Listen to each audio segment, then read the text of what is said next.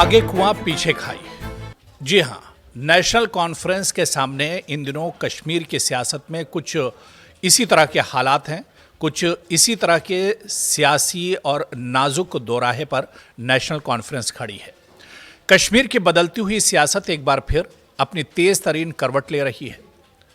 Jammu Kashmir national conference के लिए ये वो लम्हा है जहां बडगाम में शिकस्त का दबाव, गांदरबल की नाराजगी, अवामी वादों की नाकामियां और आगा रूहुल्लाह की बढ़ती हुई मुखालिफत सब मिलकर पार्टी को एक ऐसे मकाम पर ले आए हैं जहां हर फैसला सियासी जलजला ला सकता है। यानी एक बड़ी मुश्किल नेशनल कॉन्फ्रेंस के लिए हो सकती है।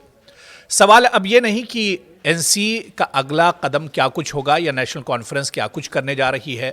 जिस तरह से नेशनल कॉन्फ्रेंस की वर्किंग कमेटी की बैठक हो रही है, इसमें क्या कुछ फैसले लिए जाएंगे, बल्कि असल सवाल ये है कि नेशनल कॉन्फ्रेंस के पास अब आगे के ऑप्शन क्या कुछ हैं, उसके पास अब आगे करने के लिए क्या कुछ बचा हुआ है। आगा रूहुल्लाह को लेकर उसका क्या कुछ आगे फैसला होगा, या पार्टी बडगाम की शिकस्त को लेकर आगे क्या कुछ करने जा रही है, किस तरह से उस पर गौर व फिक्र किया जाएगा, ये सबसे अहम है। और इसी को दरअसल हम समझने की कोशिश करेंगे, क्योंकि एक बार फिर से आगा और रूहुल्लाह कहीं ना कहीं निकलकर अब पार्टी के सामने आ गए हैं। जिस तरह से बडगाम इंतखाबात में देखा गया, बडगाम के पूरे चुनाव में आगा रूहुल्लाह का जो रुख था वो बहुत सख्त था, और उसके बाद भी उनके तेवर जो हैं वो एक तरह से नर्म नहीं पड़े हैं, बल्कि आगा रूहुल्लाह ने अब साफ साफ अल्फाज में कह दिया है कि वो रिजर्वेशन को लेकर अब एक तरह से एहतजाज करेंगे, प्रोटेस्ट करेंगे और सड़क पर उतरेंगे। तो ऐसे में जब नेशनल कॉन्फ्रेंस की वर्किंग कमेटी की बैठक हो रही है, ऐसे में नेशनल कॉन्फ्रेंस अब आगे का लाही अमल क्या कुछ तय करेगी।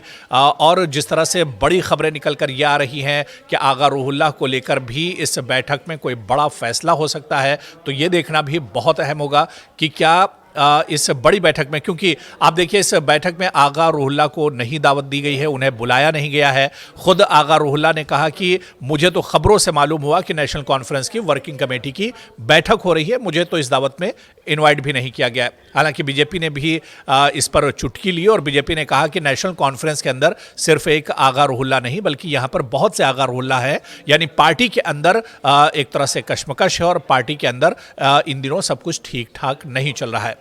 लेकिन बड़ा सवाल ये उठता है कि नेशनल कॉन्फ्रेंस अब आने वाले दिनों में क्या कुछ करेगी, या क्या आगा रूहुल्लाह को लेकर कोई बड़ा फैसला कर सकती है, क्योंकि इससे पहले भी पार्टी की तरफ से कुछ ज़राए के हवाले से इस तरह की खबरें आई थी कि जिस तरह से नेशनल कॉन्फ्रेंस की वर्किंग कमेटी की बैठक हो रही है, इस बैठक में कोई बड़ा फैसला आगा रूहुल्लाह को लेकर किया जा सकता है।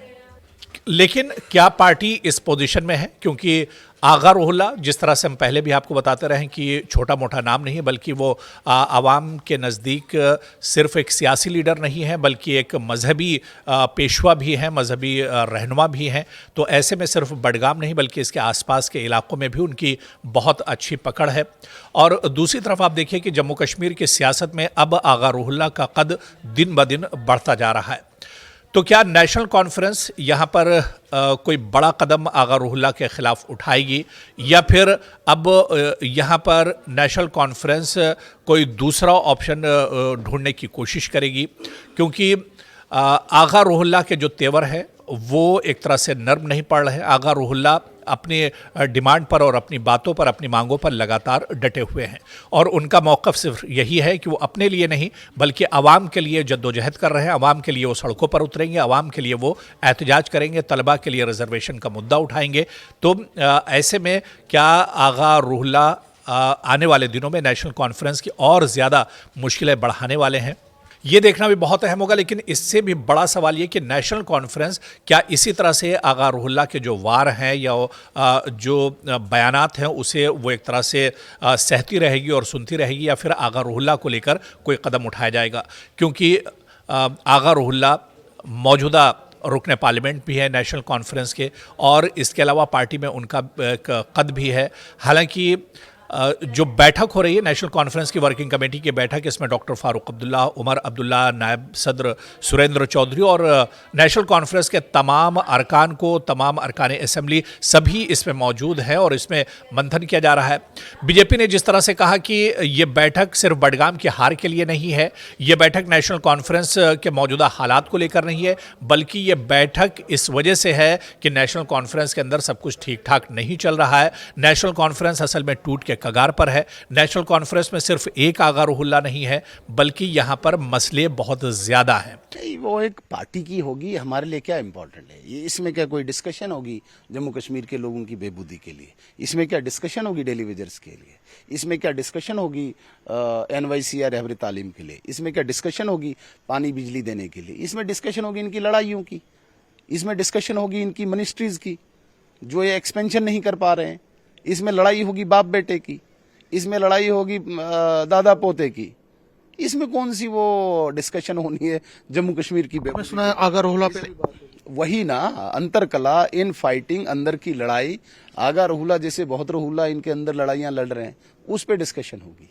यहाँ पे कोई रेजोल्यूशन नहीं पास होना है कि जम्मू कश्मीर की बेबूदी के लिए हम तरक्की के लिए काम करेंगे, इसलिए हमारे लिए कोई इंपॉर्टेंट नहीं है नेशनल कॉन्फ्रेंस के लिए। तो क्या वाकई में अपने अंदरूनी खलफिशार को लेकर नेशनल कॉन्फ्रेंस कहीं पर परेशान है? क्या वाकई में नेशनल कॉन्फ्रेंस टूट की कगार पर है? क्योंकि ज़राए के हवाले से इस तरह की भी खबरें आई थी कि जब नेशनल कॉन्फ्रेंस की वर्किंग कमेटी की बैठक शुरू हुई तो कई लीडर और कई MLA हैं जिन्होंने अपनी नाराज़गी जाहिर की थी नेशनल कॉन्फ्रेंस को लेकर और उमर अब्दुल्ला सरकार को लेकर। जाहिर सी बात है कि इस सरकार को 1 साल मुकम्मल हो गया है और 1 साल में जो बुनियादी मसाइल हैं और जो वादे उमर अब्दुल्ला सरकार ने बुनियादी मसाइल को लेकर किए थे, वो वादे भी एक तरह से पूरे नहीं हुए हैं। और ऐसे वादे जो बुनियादी मसाइल से जुड़े हुए, हेल्थ, तालीम, एजुकेशन, बिजली, सड़क और सफ़र से जुड़े हुए जो मसाइल थे, जो खुद नेशनल कॉन्फ्रेंस के मैनिफेस्टो में थे, उन पर सरकार ने अभी तक कोई काम नहीं किया है। ऐसे में अब नेशनल कॉन्फ्रेंस के अंदर भी नाराज़गी एक तरह से बढ़ने लगी है। तो क्या वाकई में जो बात गर्दिश कर रही है कि नेशनल कॉन्फ्रेंस के अंदर और भी आगा रुहुल्ला है और भी जो MLAs हैं उमर अब्दुल्ला सरकार के, वो सरकार से नाराज़ हैं, क्या इसमें वाकई में हकीकत है?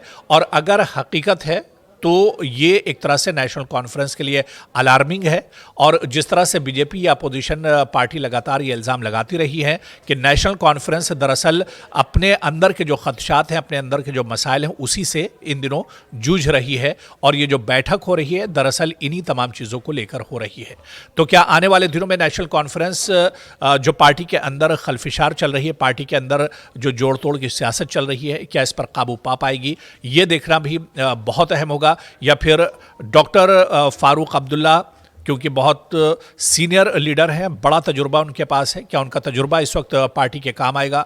उमर अब्दुल्ला की जो क़यादत है, क्या वो एक तरह से इस बहरान से पार्टी को बाहर निकाल सकती है? या इसके अलावा क्या नेशनल कॉन्फ्रेंस एक बार फिर से एकजुट होगी, एक बार फिर से मुत्तहिद होगी? और जो बड़ा इल्ज़ाम अपोजिशन की तरफ से लगता रहा है कि पिछले 1 साल में इस सरकार ने गरीबों के लिए, पिछड़ों के लिए और जो वादे किए थे उस पर काम नहीं किया है। तो क्या इस बैठक के बाद ये मानकर चला जाए कि ये बैठक नेशनल कॉन्फ्रेंस के लिए गेम चेंजर साबित होगी और इस बैठक के बाद नेशनल कॉन्फ्रेंस कहीं ना कहीं अपने आप को इकट्ठा करने की, अपने आप को मजबूत करने की कोशिश करेगी और जो आवाज़ें नेशनल कॉन्फ्रेंस के खिलाफ उठ रही हैं, उनके खिलाफ कोई बड़ा फैसला इस बैठक में लिया जा सकता है। हालांकि इस बैठक को 1 दिन मुकम्मल हो गया है और अभी तक कोई ऐसा बड़ा फैसला या ऐसी कोई बड़ी खबर इस बैठक से नहीं आई है, लेकिन आने वाले वक्त में क्या कोई इस तरह का ऐलान पार्टी की तरफ से होता है और पार्टी में जो बगावती सुर हैं, क्या उनको दबाने की अब कोशिश की जाएगी? ये देखना बहुत अहम होगा।